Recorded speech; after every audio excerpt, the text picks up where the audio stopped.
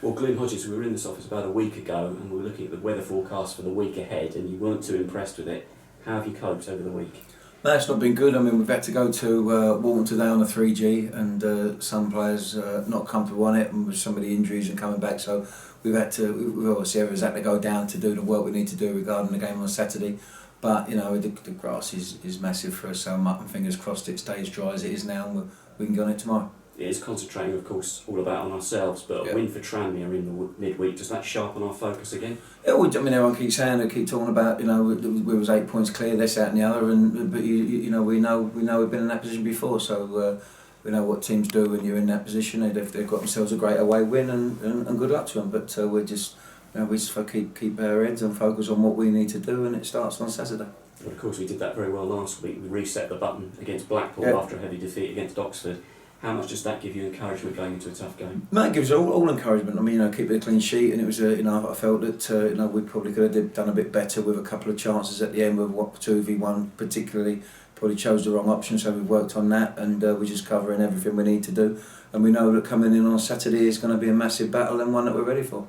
Gillingham have only lost 7 times this season, one of course against ourselves. Yeah. What sort of match are we up against? Oh, it's going to be a fight. You know, we know they play at high tempo and they play a certain way that, you know, you've got to be combative and just be ready to stand up to them as we did in the first game. So you know, we're expecting a real hard game, but you know, there's no easy games, as I've always say in this division. Of course, potentially we could do the double over them. What did we learn from that first game? Well, the first one, they just put us under immense pressure. I mean, that was off the back of an extra time win in the FA Cup as well. So they played 120 minutes on a Tuesday and come out of the blocks. You know, they're obviously a very, very fit side.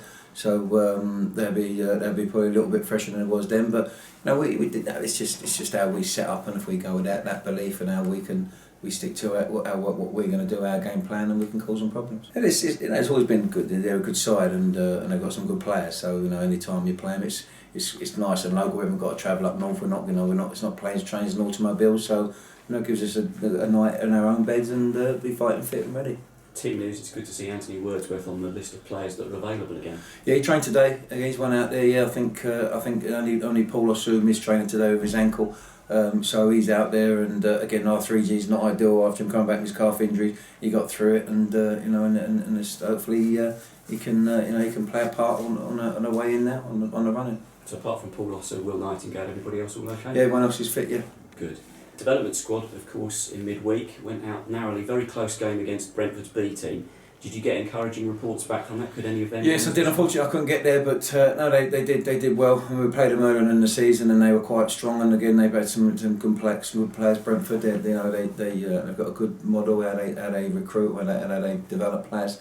So to go up against him was a good test for us. And I heard that we had a goal, probably disallowed. If it shouldn't have been disallowed, and then you get beat on penalties. So I mean, the standard on the penalties was high as well, 5-4. So no, it was encouraging. It was not very nice to be knocked out of the cup competitions, but you know the boys did ever so well. Just finally, of course, this Saturday, the away game at Gillingham. When the players come out to it and see that away end full of supporters, seeing that wall of supporters of Wimbledon support, how important is that to you? How much do you value? Yeah, I mean, every away game you look from, every away game you can look from and see you know, obviously the fans who take time to the trouble and come and support us away from home. You know, it's absolutely fantastic, and you know, I know it's quite open there at that end. So it'd be great to see as many as possible to follow us and to cheer us on and help us in our endeavour to get all the points. Good, best of luck Saturday. Thank you. Cheers. Thank you.